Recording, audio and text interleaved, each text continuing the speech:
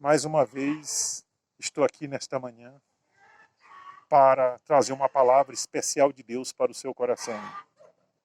Deus tem uma palavra para você nesta manhã que vai trazer um grande despertamento, um entendimento maior acerca da vida. E eu quero ler no livro do profeta Jeremias, que fala acerca de uma grande realidade que nós precisamos estar despertados para entendermos o que Deus quer de nós na nossa vida. Jeremias, o profeta de Deus, profetizava para o povo de Deus e o povo não dava ouvido. E o povo estava vivendo conforme a sua vontade, conforme os seus planos, conforme os seus objetivos aqui na Terra. Mas Deus nos criou com um propósito, para um plano especial. E para isso precisamos conhecer a vontade de Deus, através de Jesus Cristo, através da Bíblia, e aprendemos também através da igreja, que traz os ensinamentos do Senhor Jesus Cristo para o nosso coração. Porque a pessoa que é serva de Deus, ela tem Jesus na vida, a palavra de Deus e uma igreja para servir, para adorar e para ter comunhão com Deus e os irmãos. Então, esta é a palavra de Deus para o seu coração nesta manhã, que diz assim, em Jeremias capítulo 5, versículo 30 e versículo 31. Coisas espantosas e horrendas se andam fazendo na terra. Os profetas profetizam falsamente, os sacerdotes dominam de mãos dadas com eles, e é o que o meu povo deseja. Porém, o que vocês farão quando o fim chegar? O fim vai chegar para todos nós um dia. A vida não dura aqui na terra eternamente. Nós estamos de passagem aqui na terra. É como se nós estivéssemos no metrô em direção à eternidade. A cada momento ele para na estação e muitos descem em direção à eternidade. Quantos acordaram felizes, alegres, fortes, cheios de planos, com tantas coisas para realizar na vida e partiram num piscar de olho e muitos nem perceberam a morte chegar. Quando abriram seus olhos, abriram na eternidade. E aí, o fim chegou. O que ele preparou para este momento? O que ele fez mediante os ensinamentos da palavra de Deus para esse momento? Jesus, uma certa vez, falando em parábolas a um homem, ele disse a esse homem algo muito forte e muito necessário. Aquele homem rico, aquele homem que estava realmente em grande prosperidade materiais. Ele disse, estou farto, tenho muitos bens para viver. E vou construir muitos celeiros, lugares onde eu possa guardar os meus bens. E Jesus fez uma pergunta naquela parábola, contando aquela parábola, ele fez uma pergunta para que aqueles que o ouviu pudessem entender a realidade da vida. Ele disse, louco, se hoje Deus pedir a tua alma o que tens preparado, para quem será? E assim estão vivendo muitos hoje, vivendo a vida aqui no mundo como se dela nunca fosse se apartar, como se do mundo nunca fosse sair. E Deus faz essa pergunta para todos nós. O que você tem preparado na sua vida? Para quem será o que vai acontecer? Você não vai estar aqui eternamente. Então nós precisamos estar preparados para a vida e preparado para a eternidade. Porque Deus nos criou para viver com Ele aqui no mundo e para viver também com Ele eternamente. Quem não vive com Deus aqui no mundo, não vive com Ele eternamente. E o Senhor amou tanto o ser humano que Ele mesmo decidiu descer do seu trono, tornar-se homem, nascendo em família pobre e habitar com os homens. Imagine o Criador com a criatura, sem diferença alguma, vivendo como se fosse uma das suas criaturas. Só porque amou o homem, ele fez isso. E a Bíblia diz, porque Deus amou o homem de tal maneira, ou o mundo de tal maneira, que deu seu Filho unigênito, para que todo aquele que nele crê não pereça, mas tenha a vida eterna. E Jesus veio ao mundo para fazer isso, de uma maneira mais terrível possível. Porque nós estávamos condenados à sentença eterna, à morte eterna. E nós estávamos destinados à perdição eterna. E Jesus veio assumir a nossa culpa, a nossa sentença. E ele tomou sobre si a nossa sentença, que seria a morte na cruz, seria a morte terrível. E ele tomando essa sentença sobre si, ele nos livrou da morte eterna. Isso é, livrará todo aquele que aceitar o seu sacrifício, aceitar a sua pessoa, aceitar o que ele fez. Porque aqueles que aceitarem o que ele fez, esses escaparão. Por exemplo, os dois ladrões da cruz, um à direita e outro à esquerda, onde ele estava crucificado. E um zombava. Aliás, os dois começaram a zombar.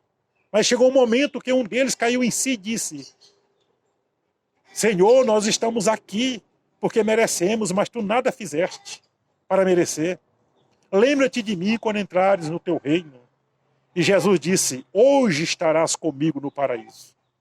E o outro não quis, não reconheceu, não aceitou Jesus como sendo Deus, homem, aqui na terra. Não existe três deuses no céu. Existe um Deus só, na pessoa do Pai, do Filho e do Espírito Santo. E as três pessoas agem distintamente, harmonicamente, no plano divino. Então o Pai falou dessa salvação, planejou essa salvação e o Filho veio executar essa salvação. Deus, Pai, planejou a salvação, o Deus, na pessoa do Filho, veio executar a salvação e o Espírito Santo, que é a terceira pessoa da Trindade, aplica essa salvação, trazendo um novo nascimento na vida das pessoas que abrem o seu coração para Jesus. Então, meu amigo e minha amiga, é uma palavra que não traz muito interesse e despertamento para as pessoas, porque as pessoas, na maioria, não estão interessadas em Deus e nem na salvação. Elas estão interessadas na vida, naquilo que elas podem conquistar, naquilo que elas podem se satisfazer, naquilo que elas podem viver. Mas quero lhe falar uma coisa muito importante. Infelizmente, muitos que estão vivendo assim não vão poder viver eternamente felizes. Deus nos criou para sermos felizes e a felicidade só existe em Deus. A felicidade perene. Existe a felicidade efêmera. A felicidade que a vida no mundo oferece. A conquista das coisas. Coisas boas que as pessoas experimentam. Então, traz felicidade, mas é efêmera. Logo passa. Por exemplo, um campeonato. O time do coração dessa pessoa ganha o campeonato. Há aquela euforia, aquela felicidade. Mas 2, 3 dias depois já acabou. E a felicidade com Cristo não, ela é perene, ela é eterna. Ela não acaba. Apesar dos vitupérios da vida, das adversidades, das dificuldades, dos problemas, das lutas, das lágrimas que derramamos, não acaba essa felicidade, porque essa felicidade está na alma. Ela é da alma. Ela não é apenas da razão, não é apenas da imaginação das pessoas, ela está na alma. E nós precisamos de Jesus. Nós precisamos estar preparados. A maior bênção é a salvação. Eu oro aqui para Deus curar, para Deus abençoar, Deus dar emprego, Deus dar solução, Deus resolver o problema da família. E Deus tem feito maravilhas. Deus já me usou para ressuscitar morto. Deus já me usou para realizar esta obra. Deus tem me usado para a cura de muitas enfermidades. Tem muitas pessoas curadas que poderiam testificar para você. Tem. Eu mesmo já fui aleijado na vida aos 5 anos de idade. Sofri uma paralisia que só mexia a cabeça. Fiquei na pele e no osso. Uma caveira com pele, deitado em uma cama na fazenda.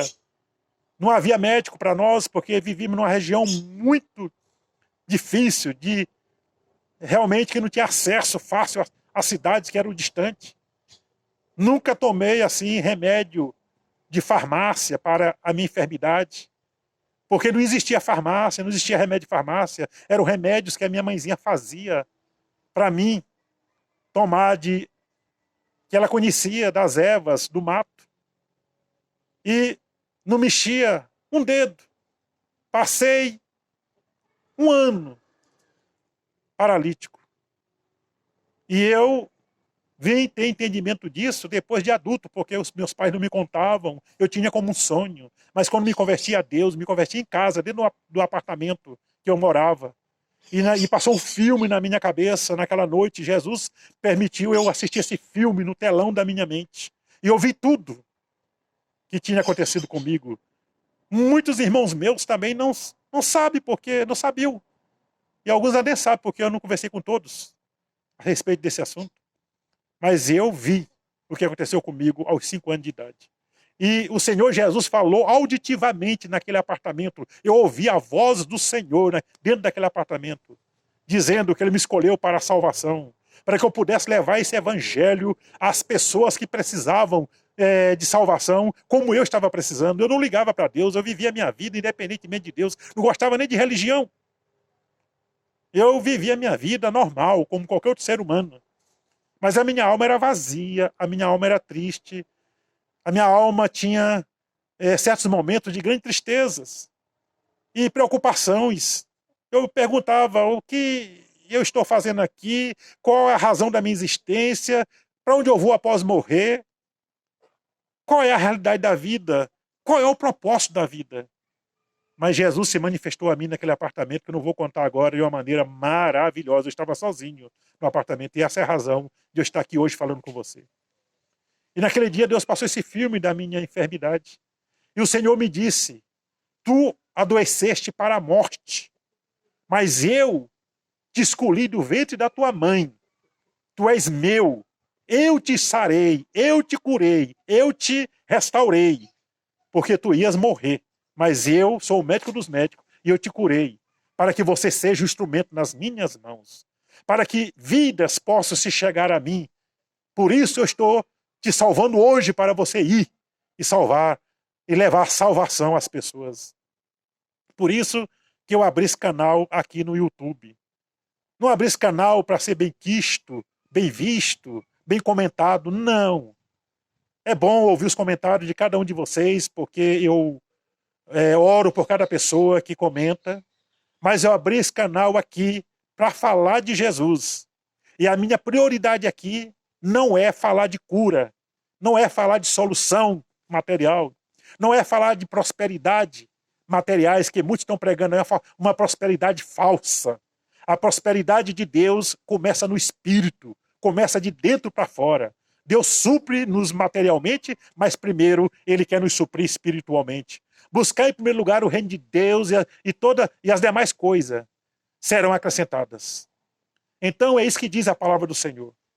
Portanto, meu amigo, pense no destino da sua alma. Existe uma alma dentro de você que está gemendo por Deus.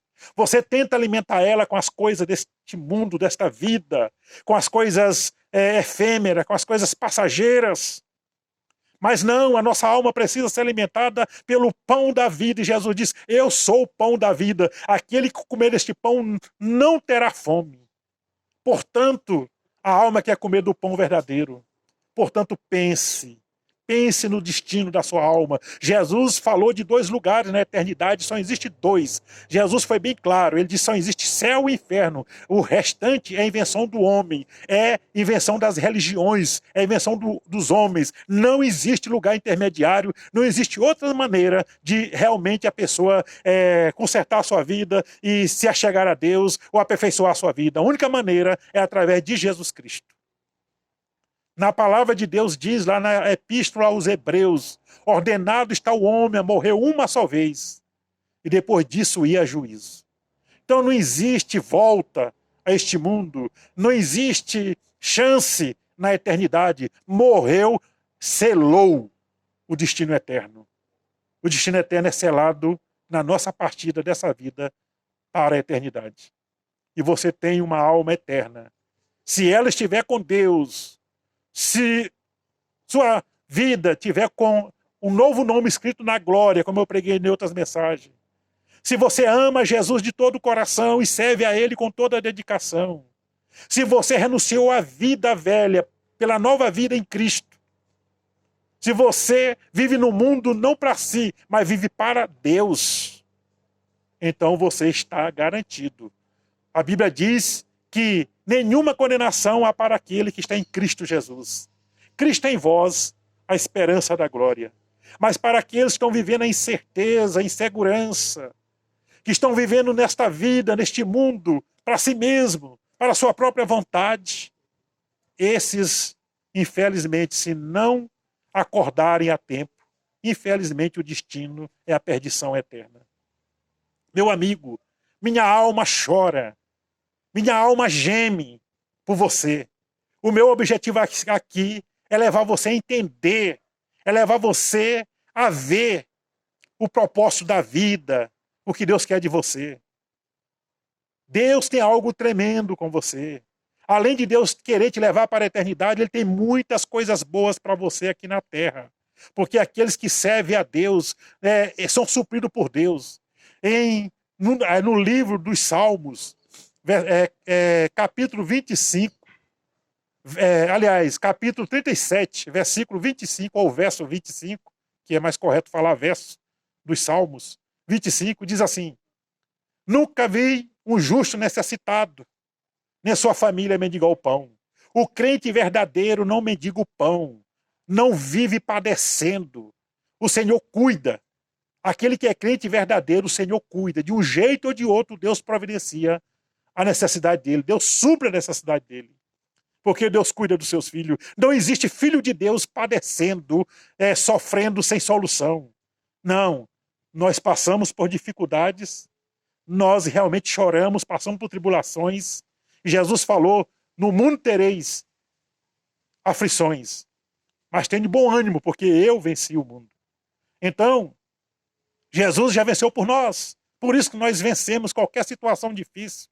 Até na morte o crente tem o gozo de Deus. Porque quando um parente morre que está com Cristo, que realmente serve a Cristo, a gente fica satisfeito porque sabe que ele partiu para a glória. A gente sente a falta, chora, mas sabe que ele está bem. Agora, quando parte um parente, um amigo, alguém, até mesmo desconhecido, que nós temos a certeza que ele nunca se interessou por Deus, que ele nunca se entregou para Jesus, que ele nunca abriu o coração para Jesus, sempre rejeitou Jesus, aí nós sentimos uma profunda tristeza. Portanto, meu amigo, pense nessa realidade. Você tem uma alma, ela está gemendo dentro de você, com sede e fome de Deus. A Bíblia diz: bem-aventurados aqueles que têm fome e sede de Deus, porque esses serão fartos. É preciso ter fome e sede de Deus. E a sua alma está gemendo. Se você ainda não aceitou Jesus, se você já aceitou Jesus, aliás, se você já se rendeu a Jesus, que quem nos aceita é Jesus. Nós chegamos a Ele e Ele nos aceita. Então, se você ainda não foi rendido aos pés do Senhor, com certeza a sua alma é insegura, você não tem certeza da salvação, você não tem segurança da vida eterna, você está vivendo o temor da morte. E essa é uma síndrome daqueles que ainda não tiveram a vida salva por Jesus Cristo. Porque ninguém quer morrer. Mas aqueles que estão com Cristo, eles não temem a morte. sabe que na hora que chegar, estão preparados para o encontro com o Senhor. Então pense nisso.